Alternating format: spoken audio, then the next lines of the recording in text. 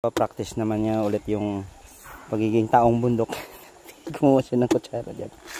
Ayan.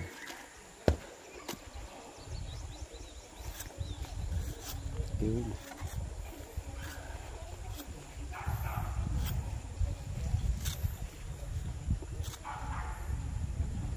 Ayan, kutsara yan. Mamaya, pangkayod yan sa laman.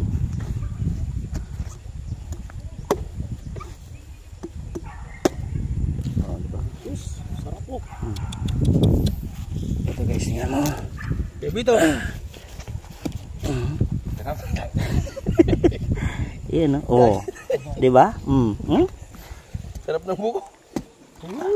Ayan oh. Kaya pagkailing kilong mo rin kaon. sa Maynila kasi ito guys, 25 to eh. Ito libre lang oh. Kain tayo guys. Ha? Ayan.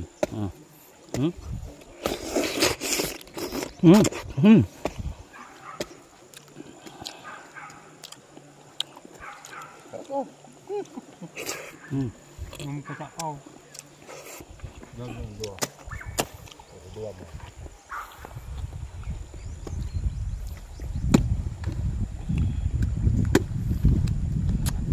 Tubig niya.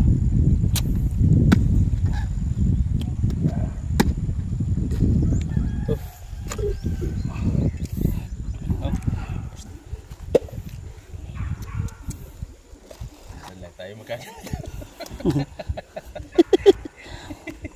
Dito Brad, libre lang.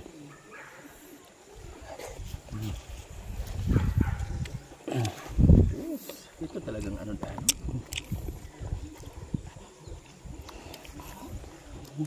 Ito talagang buko nung.